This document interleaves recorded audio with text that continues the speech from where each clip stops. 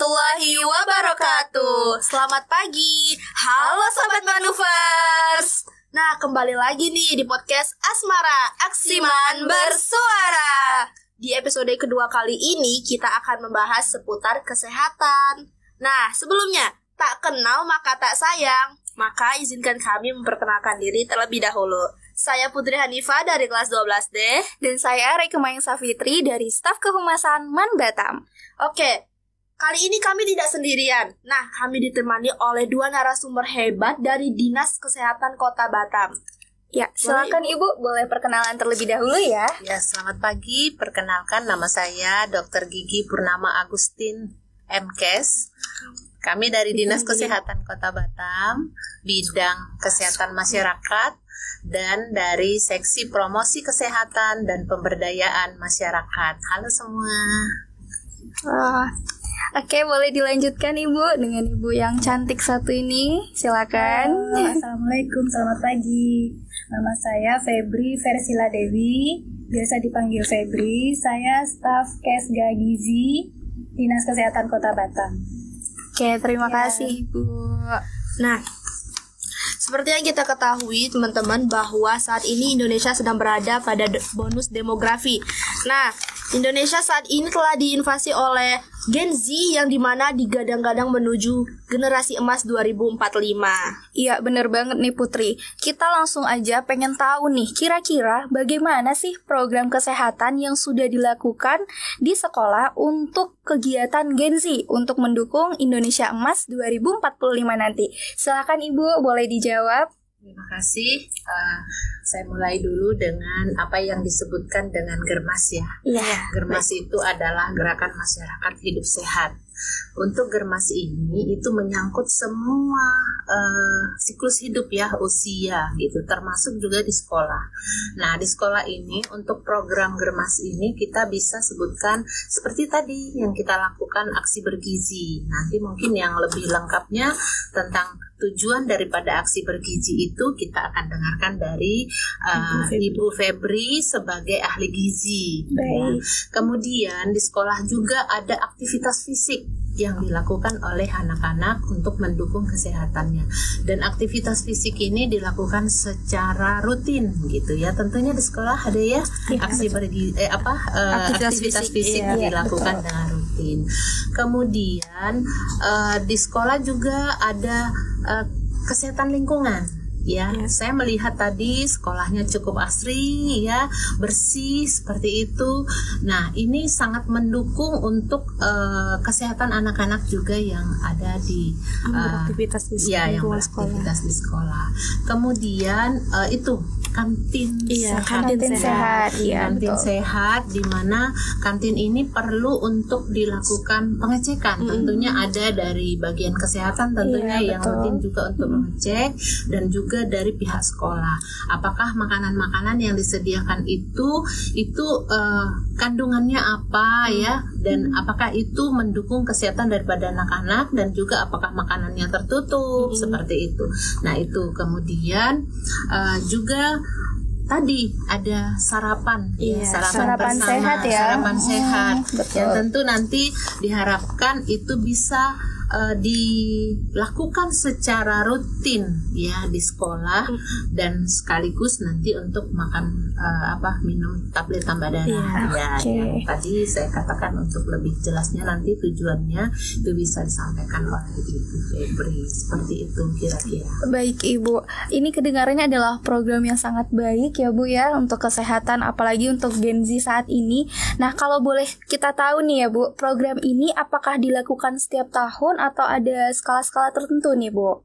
Baik, program ini dilakukan secara terus-menerus gitu ya. Terus-menerus ya. Terus ini merupakan program nasional ya, dan tidak berhenti sampai sekolah berhenti gitu ya, dari tidak hanya Man Batam aja ya, berarti nanti bakal tujuan lainnya ya, di semua. Bahkan tadi ada yang kurang, yaitu tentang gerakan pramuka. Di sini apakah ada pramuka? Iya, ada sangat tentu. aktif, Bu. Sangat aktif. Kemarin barusan lomba juga ya kan, Bu? Iya, betul. Kita kemarin baru saja juara 1 Yel-Yel Iya, yang di Gebar Melayu Pesisir yang diadakan oleh Bank Indonesia, iya, Bu. betul. Nah ini sekarang juga lagi dilirik ini yang mengenai gerakan pramuka atau SBH ini ya, Saka Bakti Husada ya. Nah ini lagi dilirik untuk menjadi mitra bagi pemerintah terutama bidang kesehatan untuk mendukung transformasi layanan primer yang saat ini sedang digalakkan oleh pemerintah. Jadi ada kebijakan baru transformasi layanan primer, diharapkan para adik-adik yang aktif di kegiatan pramuka, dan kita tahu bahwa anak-anak ini kan bukan sembarang anak gitu Iya, ya. betul, Pastinya betul. dia adalah pilihan Iya, gitu. yang Nah, memiliki minat dan bakatnya ya, Bu ya. potensinya besar seperti itu. Nah, diharapkan ini bisa bermitra di bidang kesehatan dan mereka menjadi agen perubahan. Iya, agent Ya. of change. Agent of change ya, Bu ya. Di masyarakat seperti itu. Oke, baik. Terima kasih kepada Ibu Agustina atas jawaban yang luar biasa. Jadi itu dia ya, bahwasannya Gen Z saat ini itu memang sedang difokuskan untuk kita menjaga kesehatan tubuh kita. Iya, benar sekali. Karena sebagai agent of change ya, agen perubahan, kita harus memiliki dampak yang khususnya positif nih untuk masyarakat. Betul. Selanjutnya mungkin akan ada pertanyaan kedua dari Putri Hanifah, silakan. Tadi kita telah melakukan aksi bergizi serentak. Nah, kira-kira apa sih, Bu, tujuan dari aksi gizi serentak itu yang ingin dicapai untuk terkhususnya untuk kami para Gen Z? Tujuan utamanya tadi ya, minum sebutir 1 tablet tambah darah seminggu sekali. Itu tujuan utamanya untuk meningkatkan Hemoglobinnya, hemoglobin darah. Hemoglobin sendiri normalnya 12 mg ya, Bu ya. Oke, baik. Kemudian yang kedua tujuannya mengenalkan gizi seimbang. Tadi udah Sempat disinggung ya. Tadi dilaksanakan juga makan sarapan bersama. Sarapan sehat, betul. Ya, itu untuk membiasakan anak-anak kita untuk sarapan setiap pagi. Banyak dari kami tadi yang mungkin gak terbiasa, Bu, makan makanan yang seperti itu kan. Mungkin ada yang bilang enak segala macam gitu, gak kenyang gitu. Tadi banyak yang cuma mengandung karbohidrat sih. Iya, rata-rata roti gandum, telur itu aja. Ada yang cuman proteinnya aja gitu ya. Oke. Kemudian yang ketiga meningkatkan aktivitas fisik, tadi juga udah dilakukan senam bersama kan. Iya, betul. Karena di sini juga selain ekstrakurikuler yang akademik, ada non akademiknya nih, Bu. Ada olahraga, voli, basket, dan itu tentunya mendukung aktivitas fisik dari tujuan kegiatan ini ya, Bu ya. Oke. Kemudian mungkin ada lagi, Bu, yang bisa mendukung tujuan dari program ini? Iya, mungkin saya tambahkan. Tadi kan sudah disampaikan oleh Ibu Febri bahwa aksi bergizi ini tadi ada sarapan bersama. Sebenarnya mereka mungkin sarapan di rumah. Iya, betul. Tapi Udah keburu lapar ya, Bu. Tetapi kita waktu mereka membawa makanan terus sarapan bersama itu banyak manfaatnya. Pertama, kita bisa melihat bagaimana anak-anak itu dengan kebiasaannya seperti tadi disampaikan. Ternyata ada yang makan hanya dengan karbohidrat. Tapi mungkin dia melihat temannya atau mendengar penyuluhan atau kita bisa memberitahu, mengedukasi dia pada saat itu makanan apa sih sebenarnya yang harus dilengkapi untuk adik-adik generasi penerus ini gitu, yang bisa membuat mereka sehat. Jadi mereka akan melirik, oh iya makananku agak berbeda nih, dia lebih lengkap, saya enggak gitu ya. Nah tentu dengan edukasi tadi sudah disampaikan. Selanjutnya tablet tambah darah tadi gitu ya. Kok mesti ya remaja putri saja? Mungkin yang remaja putra kok kami enggak gitu ya. Betul. Ini memang salah satu sekarang ini sedang benar-benar dilaksanakan untuk pencegahan stunting. Jadi salah ada satu kaitan dengan stunting ya. dengan stunting. Jadi remaja putri ini adalah calon ibu. Iya. Jadi sedini mungkin mereka itu mulai dari remaja putri, mereka itu kita harapkan sudah sehat dan tidak mengalami anemi seperti itu.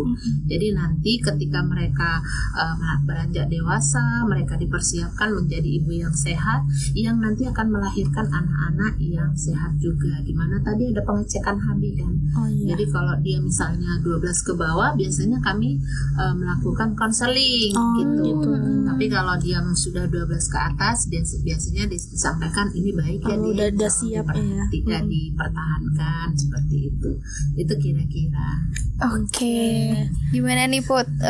Khususnya buat kamu ya kan yang Gen Z dan remaja ya kan. Kira-kira ilmu yang diberikan oleh kedua ibu yang hebat ini bagaimana? Nah, tentunya jadi saya dapat insight baru nih guys. Karena dari sini itu menjadi peringatan juga ya untuk saya, karena yang sering makan seblak gitu kan, apalagi di kalangan teman-teman. Jadinya lebih aware lagi kita untuk kesehatan diri kita, di mana itu makan makanan self reward itu nggak harus dengan ya makan makanan yang berlemak dan pedas seperti itu, tapi kita juga bisa dengan diimbangi dengan makan makanan yang sehat, dibiasakan untuk rutin makanan seperti itu. Iya, betul banget. Dan makanan sehat itu tidak harus menyakiti diri sendiri. Tidak harus menyakiti diri sendiri dan pastinya bisa enak juga nih. Karena olahan-olahan makan sehat itu banyak sekali ya, Bu ya. Dan Bisa tidak mesti mahal. dan tidak mesti mahal. Jadi ternyata itu menjaga kesehatan Itu sangat itu murah. sangat murah dan lebih mahal kalau kita harus berobat karena kita sakit gitu lebih ya. mahal. Oke, mungkin terakhir ya Bu, pesan untuk kami yang Gen Z nih, bagaimana upaya untuk menjaga kesehatan gitu kan, tentang bagaimana cara kita mengelola kesehatan, pola hidup kita gitu. Kasih pada saat ini yang sangat booming dan mengkhawatirkan itu adalah penyakit tidak menular. Kalau dulu kita sangat menakuti penyakit menular, tapi pada saat ini penyakit tidak menular. Nah, ini kenapa bisa terjadi, itu terutama dimulai dari pola hidup dan pola makan. Gitu ya. Jadi kalau pola hidup ini anak-anak remaja kan sekarang karena gadget ya, terlalu malam, begadang. Padahal besoknya ke sekolah, tetapi begadang seperti itu karena main game dan segala macam. Ini perlu mungkin dilakukan edukasi dan bagaimana supaya anak-anak bisa memahami dan dia bisa menjaga kesehatannya dengan baik. Kemudian pola makan tadi.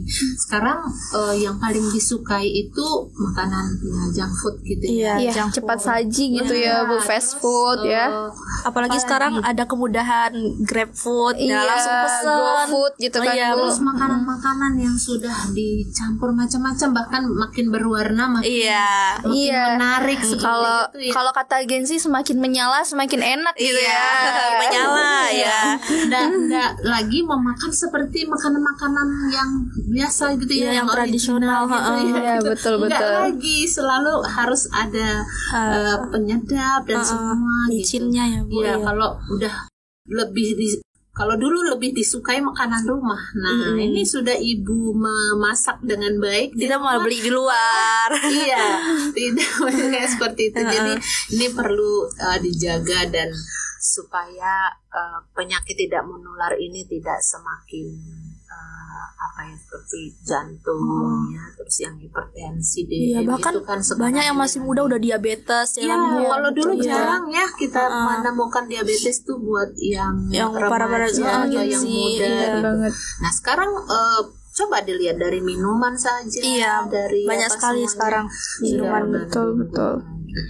Karena Gen Z ini kan terkenal sebagai generasi yang sukanya yang instan, yang simple gitu kan. Jadi mereka lebih mengonsumsi makanan cepat saji, fast food gitu ya, Bu. Bukan hanya dari makanan dia suka instan, dari semua kejadian dia.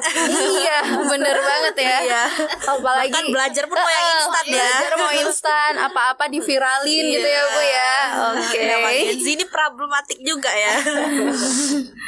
Oke, tetap tapi meskipun dia problematik, tapi juga ada inovasi-inovasi dan mereka punya kreativitas Iya, sendiri. betul. Terima kasih mungkin Iya. untuk Ibu Agustina dan juga Ibu Ibu Febri Febri. atas Waktunya, ilmu iya. yang sangat bermanfaat ya. Mungkin ada tambahan dari Putri? Mungkin ada nih yang kira-kira teman-teman tahu pepatah Latin mens sana in corpore sana, yang artinya di balik jiwa yang sehat terdapat tubuh yang kuat. Benar Iya, nggak itu? betul banget. Oke, Oke. terima kasih atas kesempatan yang sudah diberikan untuk bisa berdialog dengan Ibu Agustina dan Ibu Febri. Kami harap kita bisa bertemu ya di kesempatan lain waktu untuk membahas lebih detail dan lebih lengkap tentang kiat-kiat hidup sehat untuk generasi hebat 2045 nanti. Iya. Oke. Baik, Sobat Manuvers, itulah dia episode kedua dari podcast kita di Asmara, yaitu Aksiman Bersuara. Saya Reiko Mayang Safitri, Dan saya Putri Hanifa. pamit undur diri. Wassalamualaikum warahmatullahi wabarakatuh. Sampai jumpa di episode selanjutnya.